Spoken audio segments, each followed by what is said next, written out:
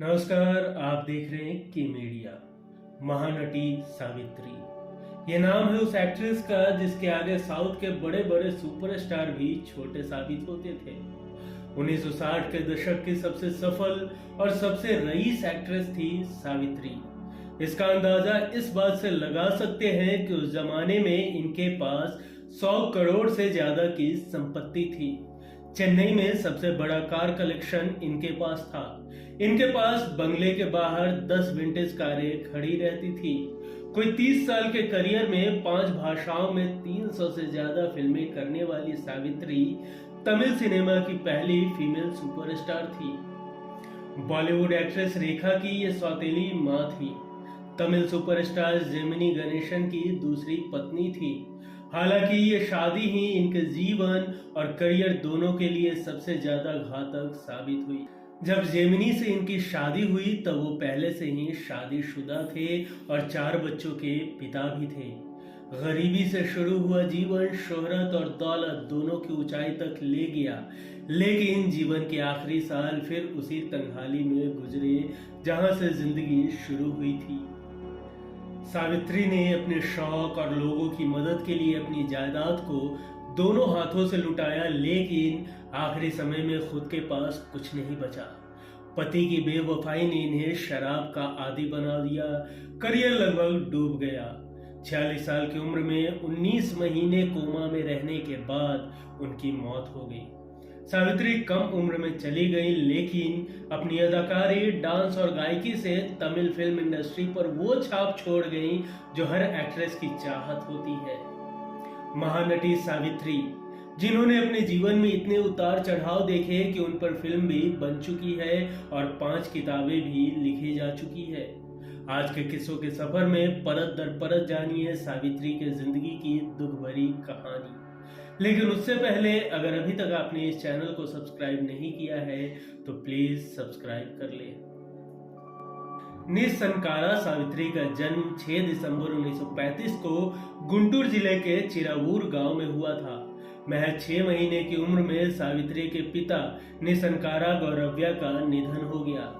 जब गुजारे का कोई रास्ता नहीं बचा तो लाचार माँ सुब्रदम्मा 6 महीने की सावित्री और उसके बड़े भाई मारुति को लेकर अपनी बहन दुर्गांबा और उनके पति के विजयवाड़ा स्थित घर में आसरा लेने आ गई।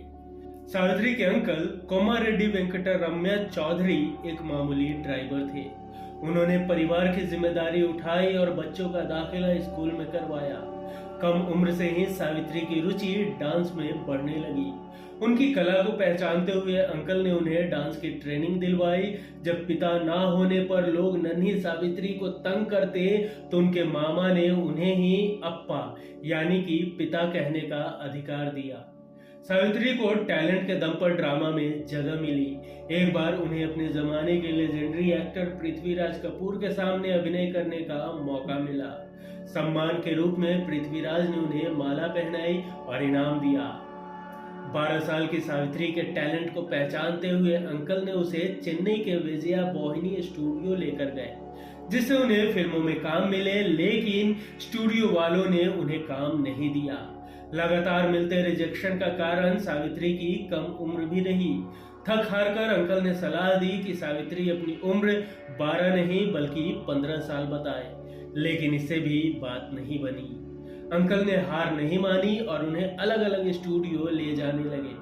1948 में एक स्टूडियो ने सावित्री को काम तो दिया, लेकिन जब उन्हें हीरो के सामने डायलॉग बोलने को कहा गया तो वो शर्म और झिझक से बोल ही नहीं सकी।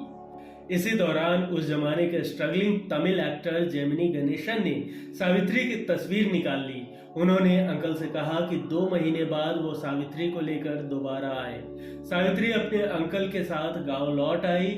जेमिनी गणेशन ने सावित्री की जो तस्वीर खींची थी वो एक मैगजीन में छपी। उस तस्वीर को देखकर साधना स्टूडियो ने उन्हें अपनी फिल्म में लीड रोल देने का फैसला किया। एक दिन सावित्री के घर एक अनजान शख्स पहुंचा जिसने उन्हें हीरोइन बनने का ऑफर दिया।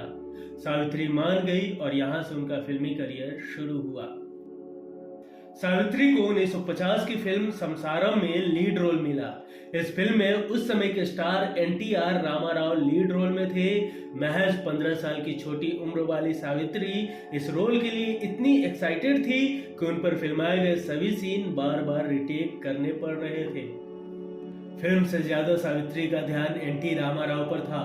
लगातार शूटिंग खराब होती रही और डायरेक्टर का गुस्सा बढ़ता गया। आखिरकार सावित्री से परेशान होकर उन्हें फिल्म से निकाल दिया गया। आगे सावित्री को रूपवती, पाताल भैरवी जैसी कुछ फिल्मों में मामूली रोल मिले।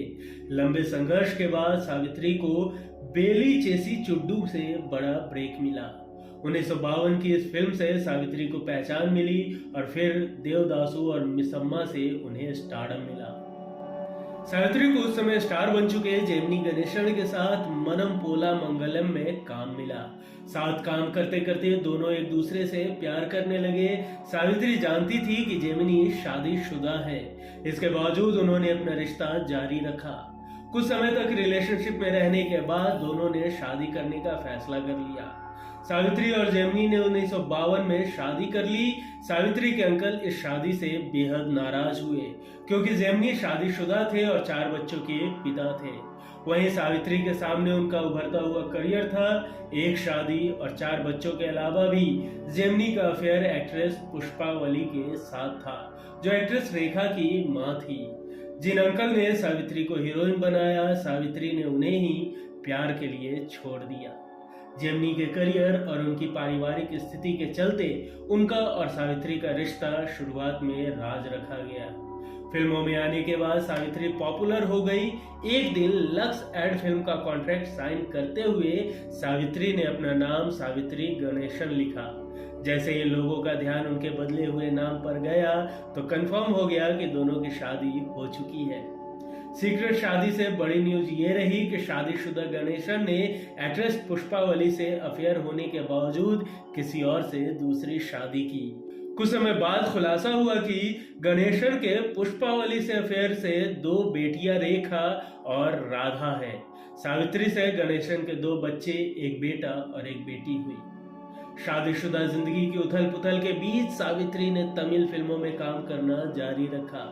1957 की फिल्म माया बाजार में सावित्री के दमदार अभिनय ने उन्हें तमिल की सबसे उम्दा हीरोइन बना दिया। ये 50 के दशक की सबसे ज्यादा फीस लेने वाली हीरोइन थी। सावित्री के सामने अभिनय करने वाले हीरो भी घबराए हुए थे कि कहीं सावित्री का अभिनय उनकी भूमिका को दबा न दे। जो रुतबा सावित्री को मिला वो साउथ की किसी भी एक्ट्रेस के पास नहीं था। उनकी खूबसूरती, अभिनय और लाइफस्टाइल हर एक चीज लोगों को आकर्षित करती थी और तभी उन्हें नाम मिला महानटी सावित्री, जिसका अर्थ है महान अदाकारा सावित्री। यह टैग सावित्री को उनके तेलुगु फैन ने दिया था। वहीं तमिल फैन सावित्री को नदी गैयर थिलगाम कहते हैं। इसका अर्थ है अदाकाराओं का गौरव। 1958 में सावित्री ने मद्रास के टी नगर में अपना आलिशान महल जैसा घर बनवाया। सावित्री पर बनी बायोपिक महानटी के अनुसार जब सावित्री ने गृह प्रवेश करवाया तो मेहमानों को चांदी के बर्तनों में खाना परोसा गया। एक छोटे से गांव में जन्मी सावित्री के शौक किसी राजा महाराजा से कम नहीं थे। शहर में हर सुख सुविधा से भरा घर और उसके बाहर लग्जरी गाड़ियों का काफिला। इस काफिले में 10 बड़ी गाड़ियां। सावित्री गाड़ियों को सिर्फ खरीदने का ही शौक नहीं रखती थी बल्कि चलाने का भी शौक रखती थी। कार रेसिंग देखने का शौक रखने वाली सावित्री एक प्रोफेशनल कार रेसर थी, जिसके लिए उन्हें कई बड़ी ट्रॉफी भी मिली। 60 के दशक में सावित्री के पास 100 करोड़ रुपए की संपत्ति थी। सोने की कीमती गहने खरीदना इनका सबसे बड़ा शौक था। जिस भी दिन वो शूटिंग पर नहीं जाती थी उस दिन उनके घर में एक सुनार उनके गहने डिजाइन करने बैठा ही रहता था। इनके पास इतने जेवर थे कि ये फिल्मों में भी अपने जेवर पहनकर ही नजर आती थी। सावित्री की एक झलक पाने के लिए हजारों लोग उनके घर के बाहर इकट्ठा होते थे। कई तो ऐसे थे जो महीनों तक एक झलक पाने के इंतजार में वहीं खड़े रहते थे। इन्होंने जरूरतमंद बच्चों के लिए स्कूल बनवाए, मिल्स बनवाए और हर वो काम किया जिससे लोगों की मदद की जा सके। महानटी का घर हमेशा जरूरतमंदों के लिए खुला रहता था। घर आए किसी भी शख्स को सावित्री खाली हाथ नहीं लौटाती थी।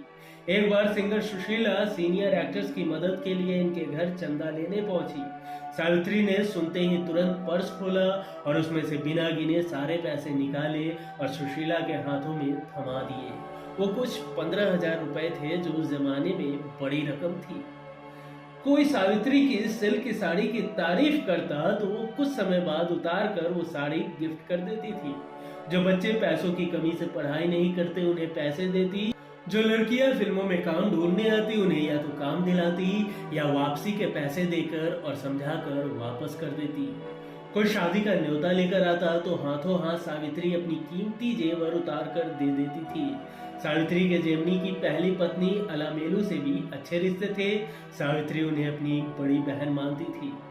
डायरेक्टर नाग अश्विन ने द प्रिंट को दिए एक इंटरव्यू में कहा, जिस जमाने में हीरो को ध्यान में रखकर फिल्में बनाई जाती थी, उस जमाने में डायरेक्टर सावित्री की डेट्स मिलने के लिए अपनी पूरी शूटिंग आगे पीछे कर दिया करते थे। सावित्री की कामयाबी से पति जेमिनी गणेशन खुश नहीं थे। कई बार तो ऐसा हुआ कि जब डायरेक्टर घर आते तो जेमिनी को लगता कि उन्हें साइन करने आए हैं, लेकिन वो असल में सावित्री के लिए आया करते थे। अखबारों में जहां एक तरफ सावित्री की कामयाबी की खबरें होती थी, वहीं दूसरी तरफ जेमिनी की फ्लॉप फिल्मों का मजाक बनाया जाता था। सावित्री दिल खोलकर खर्च करती और लोगों पर पैसे लुटाती। उन्होंने कभी अपने खर्च और कमाई का हिसाब नहीं रखा, लेकिन उनसे जुड़े कुछ लोग इसका फायदा उठाते थे। इनमें पति जेमिनी गणेशन भी शामिल थे। जब जेमिनी सावित्री के खर्च पर पाबंदी लगाने लगे तो देखते ही देखते उनके बीच मतभेद होने लगे। फिल्मों से पॉपुलैरिटी इतनी बढ़ने लगी कि लोग जेमिनी गणेशन को सावित्री के पति के रूप में पहचानने लगे, जबकि जेमिनी खुद भी एक स्टार थे। बायोपिक और इंडस्ट्री से जुड़े पुराने लोगों के मुताबिक जेमिनी गणेशन खुद सावित्री को शराब पिलाया करते थे। वहीं कुछ का मानना है कि सावित्री पति के धोखे से परेशान होकर शराब पीने लगी थी। जेमिनी गणेशन और सावित्री के बीच दूरियां बढ़ने लगी।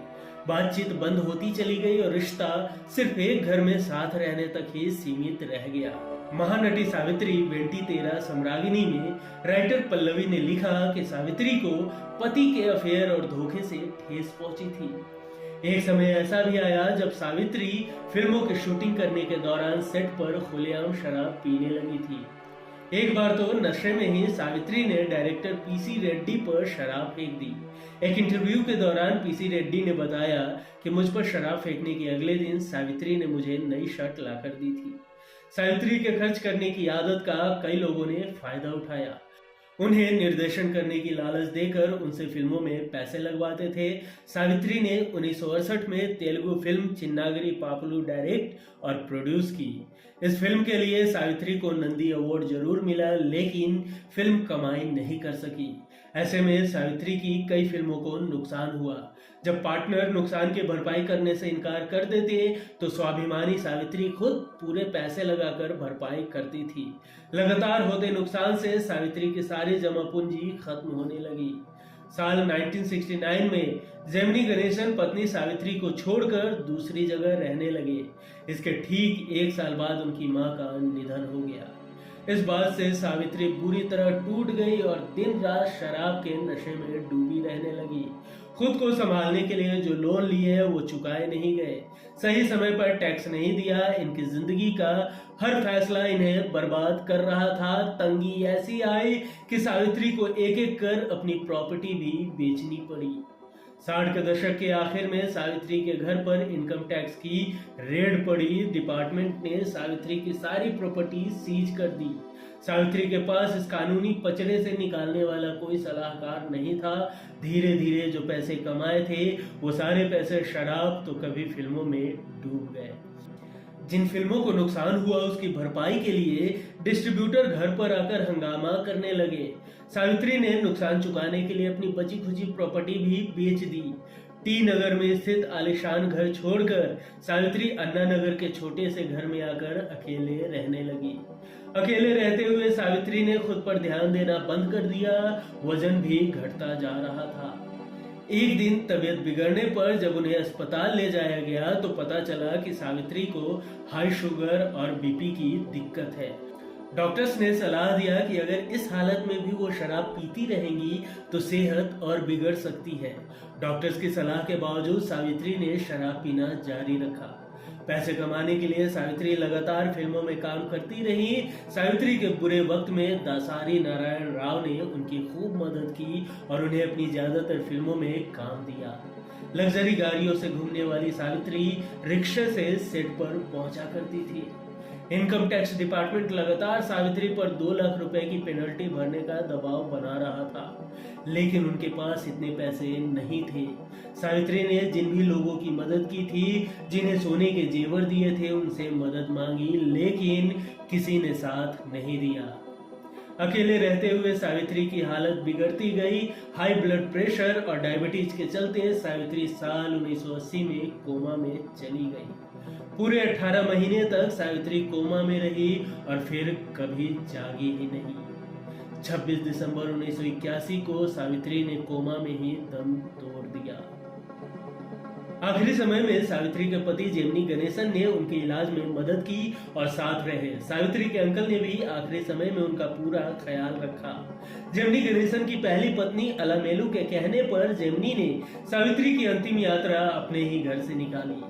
टीवी शो जयाप्रदा में कमल हासन ने सावित्री के अच्छे और बुरे वक्त से जुड़े अपने अनुभव का जिक्र किया। उन्होंने कहा, मैंने मांसाहारी खाना उन्हीं से सीखा था। सावित्री अम्मा हमेशा अपनी गाड़ी चलाने और पान चबाने के स्टाइल से हीरोइन नहीं हीरो समझी जाती थी। मैंने देखा है कि उनका किमाम लेने के लिए कार कई किलोमीटर दूर जाया करती थी। मैंने उन्हें तभी देखा जब वो खड़ी होकर टैक्सी का इंतजार करती थी। बुरे दिनों में भी उनका आत्मसम्मान कम नहीं था। जब आखिरी दिनों में मैं उनसे मिलने गया तो महल जैसी घर में रानी की तरह रहने वाली सावित्री को छोटे से घर में देखकर मेरे आंसू आ गए।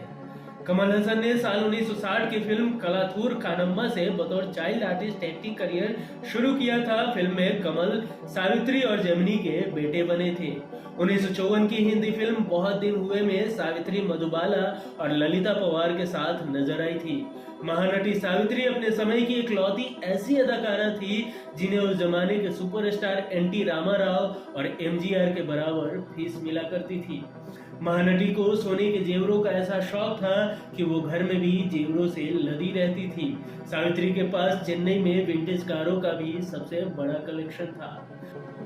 सावित्री को 1953 की देवदासु, 1957 की माया बाजार, 1960 की चिवारको मिगी लेडी, 1962 की आराधना और 1970 की मारो प्रपंचम के लिए film fair best actress award से नवाजा गया। साथ ही सावित्री को नंदी अवार्ड और राष्ट्रपति अवार्ड से भी सम्मानित किया गया है। डायरेक्टर दासारी नारायण राव ने एक इंटरव्यू में कहा था कि लोग कहते हैं कि शराब ने उन्हें बर्बाद कर दिया। शराब कौन नहीं पीता है, वो भी खासकर फिल्म इंडस्ट्री में। उन्होंने तो बस खुलकर इस पर बात की। महानटी सावित्री के अनसुने किस्सों का सफर यहीं तक। वीडियो आपको कैसा लगा हमें कमेंट कर जरूर बताएं। वीडियो पसंद आई हो तो एक लाइक जरूर कर दें। मिलेंगे अगले एपिसोड में फिर किसी दिलचस्प किस्सों के साथ। तब तक के लिए नमस्कार।